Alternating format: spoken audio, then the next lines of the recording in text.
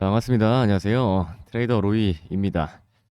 어제 이제 메인 이벤트였죠. 어제가 아니라 오늘 새벽이었죠. 네, FOMC가 종료가 됐습니다. 그래서 그럼 지금부터 진짜 정말 중요합니다. 네, 제가 이제 분석 자료는 제 개인 소통 채널에 먼저 올려드렸는데, 네, 아무래도 좀 영상으로도 정리를 좀 해드리는 게 좋지 않나 싶어서 네, 영상을 또 찍게 됐습니다.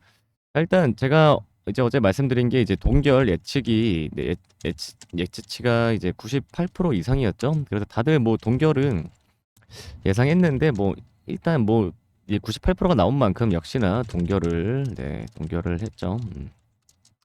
이 동결은 어차피 뭐 당연한 거였을 텐데 제가 어제 이제 파월이 어떤 발언을 할지가 굉장히 중요하다라고 말씀을 드렸습니다만 네, 여러분 저는 네, 결국 좀 터져버린 것 같습니다. 터져버린 것 같다. 네, 뭐가 네, 불장 신호탄이 터져버린 것 같습니다.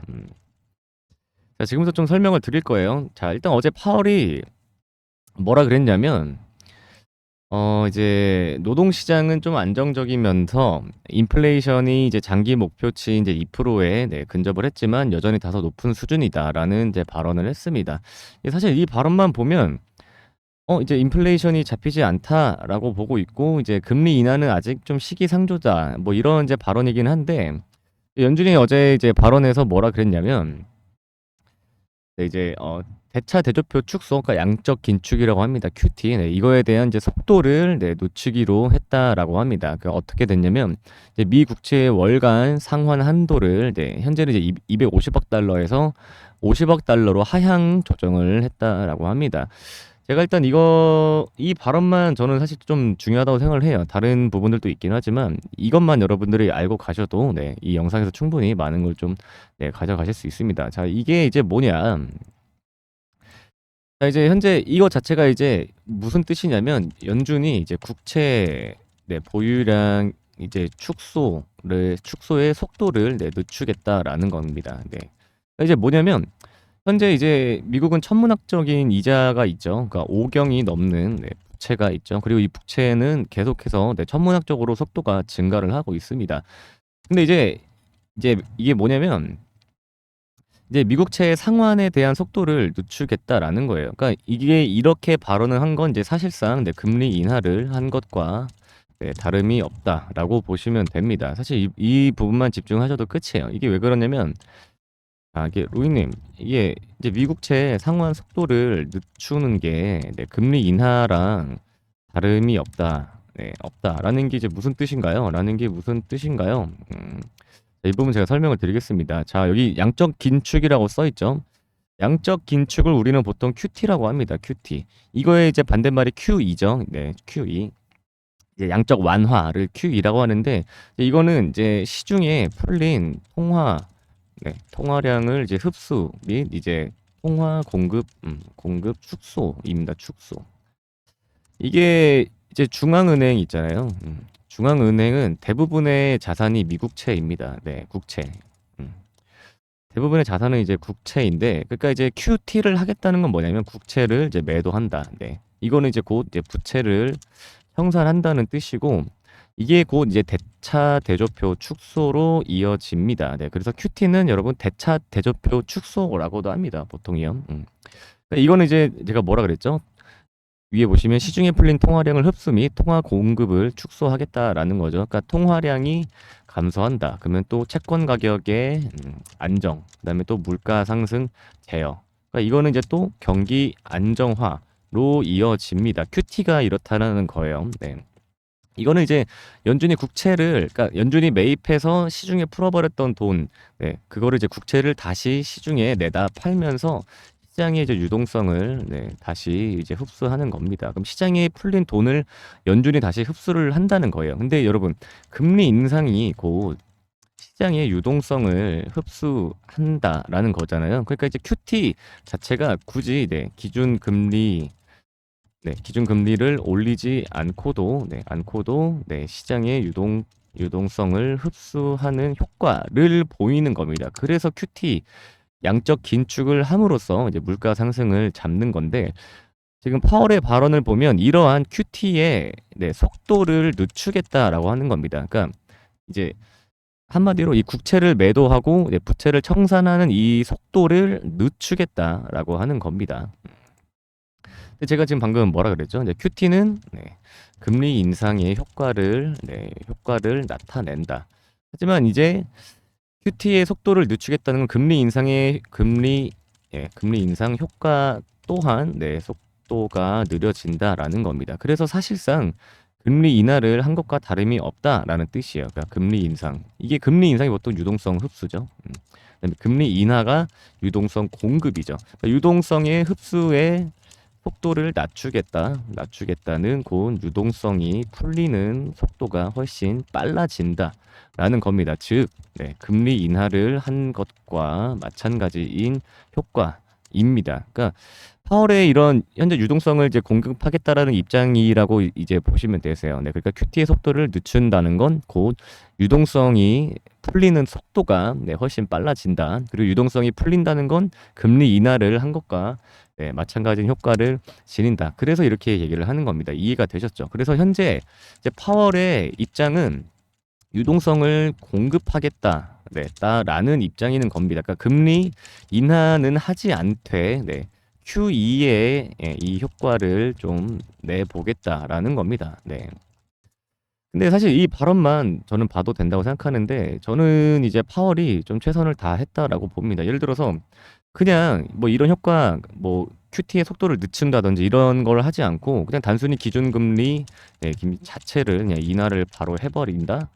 그러면 어떻게 됩니까? 국채 금리가 다시 발작합니다. 근데 그렇다고 QT의 속도도 그냥 그대로 이제 유지를 하기에는 유동성의 흡수가 너무 빨라지니까 빨라지니까 시장은 더 폭락이 나왔을 겁니다.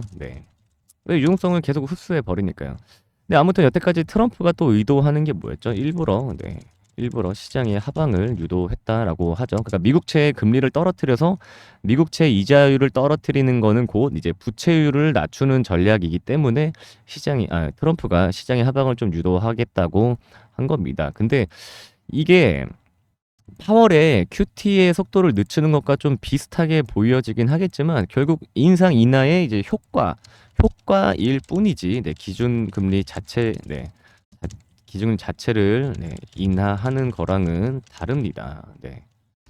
근데 제가 이제 이 파월의 발언을 보면서 이거 분명 좀 트럼프가 한 소리 할 것 같다라는 생각을 했거든요. 왜냐면 트럼프는 정권을 들어서기 전부터 내가 대통령이 되면 연준한테 금리 인하 압박을 하겠다는 그런 이제 시사를 계속 했었거든요. 근데 아니나 다를까 속보가 조금 전에 떴습니다. 트럼프 금리 동결한 연준의 압박, 인하가 훨씬 좋을 것이라는 이제 속보가 떴습니다. 그러니까 여기 이제 보시면 이제 연준은 금리를 내리는 것이 훨씬 나을 것이다. 그리고 트럼프는 옳은 일을 하라며 4월 2일은 미국의 해방일이라고 덧붙였습니다. 4월 2일은 이제 제가 말씀드렸다시피 미국이 이제 상호관세를 일괄 부과를 하겠다고 한 날이죠. 4월 2일. 어쨌든 트럼프는 다시 한번 금리 인하 압박을 하고 나섰습니다. 옳은 일을 하라고 하네요. 파월에게. 근데 이제 사실 이제 연준은 이제 강력한 이제 신호탄이 있지 않으면 이제 금리를 함부로 아래로 움직이지 않습니다. 왜냐면 파월은 이제 이전에도 몇 차례 이제 때와 맞지 않은 금리 인하로 인해서 좀 크게 때려 맞은 적이 몇 번 있었죠. 있어서 이번에 이 FOMC는 좀 파월 입장에서는 최선이었다고 봅니다. 그렇지만 또 파월의 입장 제가 지금 위에서 설명드렸다시피 파월의 입장 유동성 공급에 초점을 두고 있다. 그다음에 트럼프 또한 금리 인하를 대놓고 지금 압박을 하고 있다. 그러니까 이게 곧 무슨 내용이냐면 결론은 이제 시장에 점점 유동성 확대가 되어질 거라 전망합니다. 그러니까 이 유동성이 이제 공급이 된다는 건 뭐죠? 시장이 다시 살아날 전망이라는 겁니다. 그래서 지금 FOMC 이후의 결론, FOMC 이후의 방향은 이렇게 해석하시면 됩니다. 뭐 그렇다고 일단 뭐 지금부터 위로만 가냐? 이건 또 아니긴 하다. 또 아니다. 왜냐면 아직은 이제 트럼프의 관세 정책이 남아 있죠. 이 관세라는 이제 불확실성이 해소가 확실하게 제거가 되어야 진짜 완전한 상승 추세로 돌아갈 수 있다. 네, 이렇게만 일단 보시면 되겠습니다. 결론은 일단 시장의 방향성은 저는 이제 위로 정해졌다라고 봐요. 정해졌다. 네. 하지만 아직 관세라는 불확실성 때문에 횡보 구간을 거쳐야 하지만 네, 더 이상 하방 압력은 이제 사라졌다. 네. 왜냐?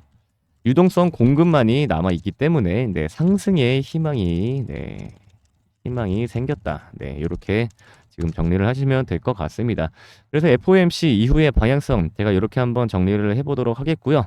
네, 다음 방향성 이제 4월 2일 날 트럼프가 이제 상호 관세를 정말 부과하면서 또 세계적으로 이제 무역 상대국들이 어떤 보복 관세를 취할지, 아니면 트럼프와 원만한 합의를 해야 될지에 대한 그런 내용들을 다시 한번 좀 지켜보면서 방향성을 다음 달에 좀 수정을 해야 될 것 같습니다. 아무튼 시장의 방향성은 이제 위로 정해진 것 같다라는 게 이제 저의 결론입니다. 자, 어제 FOMC 회의로 이렇게 정리하겠고요.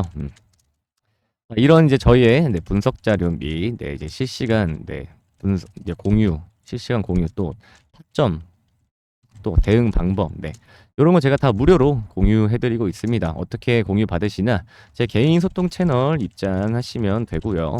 어떻게 입장하시냐?